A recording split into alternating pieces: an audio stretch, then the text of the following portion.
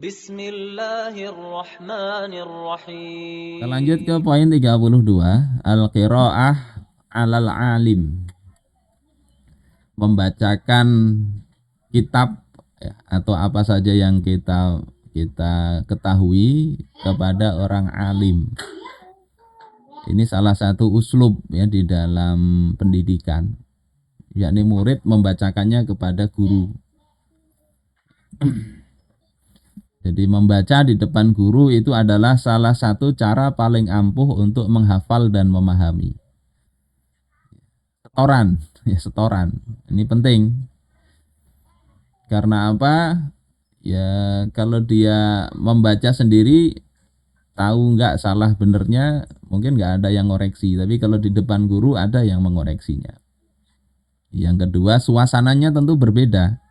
Membaca sendiri dengan membaca di depan orang, apalagi orang itu orang alim. Kadang muncul grogi-groginya juga. Saya sebetulnya sendirian sudah hafal sekali Ustaz. Tapi begitu setoran kok lupa semua. Nah, sampai ada yang teman kita itu mengatakan belum beliau anggap hafal Al-Quran itu ya, kalau dia belum baca sebagai imam sholat. Jadi hafal sudah nih, kadang jadi imam sholat gak hafal lagi. Nah itu belum beliau anggap hafal. Jadi cara ampuh untuk menghafal dan memahami, baca di depan guru. Yang kedua, guru itu dapat juga membacakan kepada muridnya untuk menarik perhatian murid dan mereview pemahaman murid.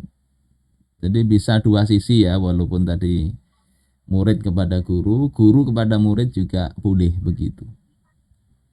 Dan kita bisa simak Rasulullah Shallallahu Alaihi Wasallam di dalam Musnad Imam Ahmad dari Ibnu Abbas radhiyallahu taala anhuma mengatakan anna Rasulullah sallallahu alaihi wasallam kana min ajwadin nas. Adalah Rasulullah sallallahu alaihi wasallam itu orang yang paling dermawan. Dan beliau lebih dermawan lagi pada bulan Ramadan ketika Jibril menemui beliau. Yalqahu kulla lailatin, di mana Jibril itu menemuinya tiap malam. Yudari suhul Quran, yang mendaras Al-Quran berdua itu. Jadi antara Jibril dengan Rasulullah Sallallahu Alaihi Wasallam. Nah, dalam rangka apa ini mendaras Al-Quran dengan Jibril? Ya min ajli ayyuthabbitahu fi qalbihi. Dalam rangka agar lebih kokoh lagi, lebih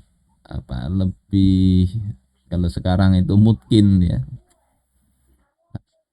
apa Al-Quran itu ada di dalam benak Rasulullah. Jadi supaya lebih tertancap lagi. Kemudian agar mendapatkan pahala melakukan bahasa sekarang ini mendaras Al-Quran antara beliau dengan Jibril alaihissalam. Ini malaikat ini dengan Nabi. Terus kalau ini murid kepada guru dari Abdullah, yakni Abdullah di sini kita lihat Abdullah bin Mas'ud. Beliau mengatakan, qala li Nabi sallallahu alaihi wasallam. Nabi berkata kepadaku, iqra alayya. Bacakan Al-Qur'an bacakan kepadaku Al-Qur'an. Maka kata Ibnu Mas'ud, aqra'u alaika wa alaika unzil. Apakah aku akan membacakan Al-Quran itu kepada engkau sementara Al-Quran itu diturunkan kepada engkau? Bahasa kitanya ya nggak pantas lah. Al-Quran itu turun kepada engkau, masa aku yang bacakan? Maka Rasulullah katakan, fa inni uhibbu an asma'ahu min ghairi. Aku senang mendengarnya dari selain aku. Maka aku membaca surah An-Nisa, kata Abdullah bin Mas'ud, hingga sampai kepada ayat fa kaifa idza ji'na min kulli ummatin bisyahid. Bagaimana jika kami datangkan setiap umat itu ada saksinya? Wa ji'na bika ala haula'i syahida. Dan kami datangkan engkau sebagai saksi atas mereka semua. Ya, kemudian Rasul katakan amsik, cukup ya, tahan sampai situ aja sudah. Fa'idha ainahu tazrifan. Maka kulihat, kata Ibnu Mas'ud, kedua mata beliau itu mengalirkan air mata. Mendengar bacaan Abdullah bin Mas'ud sampai ayat ini, beliau mungkin membayangkan menjadi saksi atas umat manusia. Menjadi saksi. Kalau kasusnya itu bagus, saksi yang baik. Kalau kasusnya banyak umatnya yang kemudian bermasalah, coba.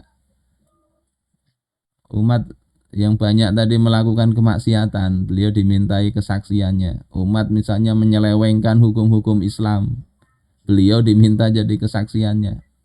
Diberikan amanah berupa kitabullah, sunnah Rasulullah, ternyata dikhianati. Coba bagaimana itu? Mungkin terbayang itu beliau menangis. Ini Sahih Bukhari dan Muslim. Jadi seorang yang murid bisa membacakan kepada guru. Nah, dan sebaliknya di sini bisa jadi seorang alim itu membacakan kepada muridnya.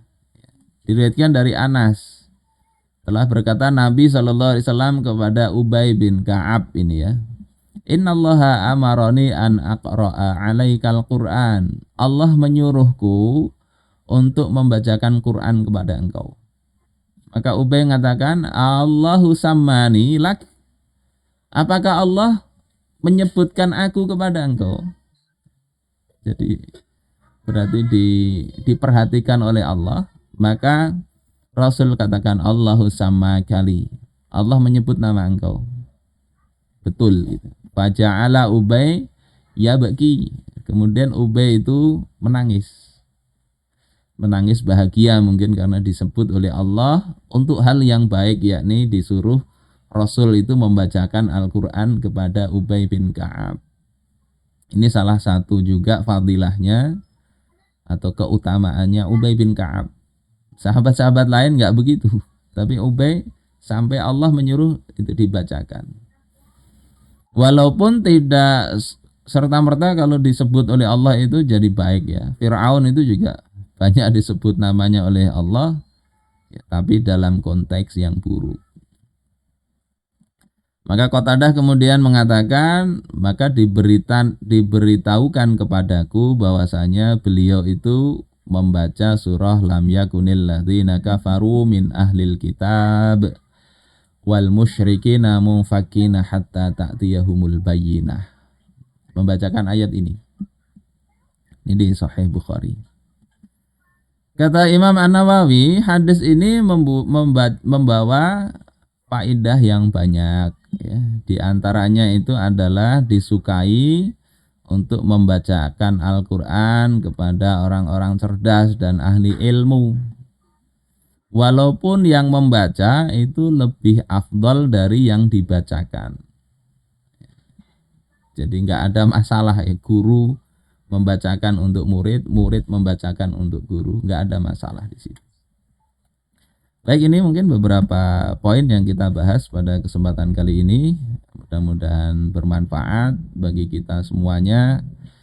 Dan walaupun uslub-uslub ini sebagiannya itu adalah memang tidak wajib ya, kita bisa gunakan ya. Ini sudah 32 uslub, mana itu kita pakai yang kira-kira cocok, kemudian bisa kita gabungkan dalam satu kesempatan banyak uslubnya. Tapi kalau itu kita landasi karena kecintaan kita kepada Rasulullah Sallallahu Alaihi Wasallam, kita mencontoh Nabi nih. Bukan mencontoh tokoh-tokoh yang lain yang mungkin kita juga belajar uslub-uslub mendidik dari para sarjana-sarjana non-muslim di barat sana. Kita ngikuti Nabi, ada kecintaan itu, insya Allah itu jadi nilai lebih di dalam amal para bapak dan ibu guru semuanya.